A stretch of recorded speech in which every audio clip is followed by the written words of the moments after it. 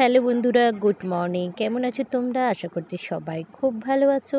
আমি মিঠু, আমার আরও একটি নতুন ব্লগে সবাইকে জানাই অনেক স্বাগত। তো কয়েকদিন ধরেই তোমরা সবাই দেখছো যে আমাদের বাড়িতে যে লক্ষ্মী পুজো হয়েছিল সেই দিনটা আমরা কিভাবে পালন করি সেটা তোমাদের সাথে অবশ্যই শেয়ার করেছি।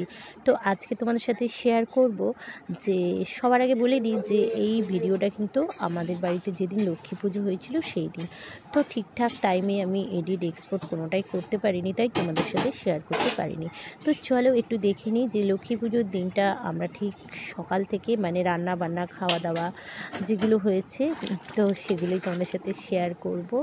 তো এখানে দেখো সকালবেলা টিফিনের জন্য কিন্তু বানিয়েছিলাম একদম হালকা পাতলা করে ঘুগনি, আর এদিকে কিন্তু বসিয়ে দিয়েছি দেখো পেঁপে সিদ্ধ দিয়ে ভাত।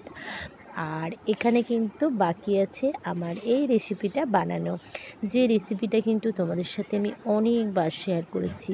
তো লক্ষ্মী পুজোর দিনটা আমরা কিন্তু এভাবেই মানে সকালটা রান্নাবান্না করেছি, তবে হ্যাঁ দুপুরবেলা কিন্তু কোনো রকম এই সমস্ত খাওয়া হয়নি। দুপুরবেলা কিন্তু ঠাকুরের যে প্রসাদ নৈবেদ্যর যে চাল সেই যে একটা ফেনা ভাত সেটাই কিন্তু আমাদের খেতে হয়। তো চলো সকালটা যেভাবে রান্নাবান্না করেছি সেগুলোই তোমাদের সাথে একটু শেয়ার করছি।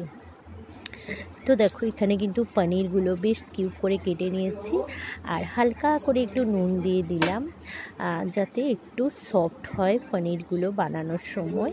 তো তার জন্য হালকা করে একটু লঙ্কার গুঁড়ো কিন্তু এখানে আমি ছড়িয়ে দিলাম। তো ভিডিওটা ঠিকঠাকভাবে শ্যুট করতে পারিনি, তবে ফ্রাইটা করছি কিন্তু সম পরিমাণে ঘি আর তেল দিয়ে, যেটা হচ্ছে সাদা তেল।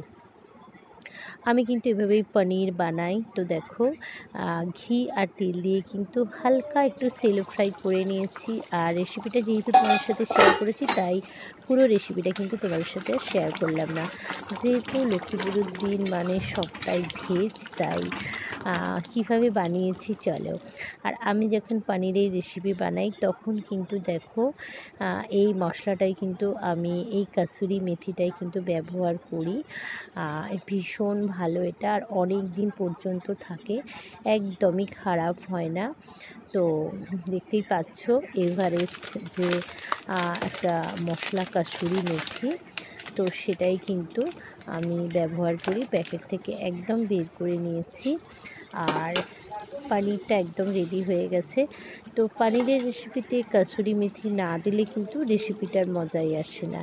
তো একটু হালকা করে তোমরা গরম করেও নিতে পারো, তাহলে কিন্তু টেস্টটা আরও ভালো আসে। তো উপর থেকে আমি কিন্তু পরিমাণ মতো দেখো কাসুরি মেথি আমি দিয়ে দিলাম, আর এখানে দিয়ে দিচ্ছি হাফ টিস্পুন মতন বাটার।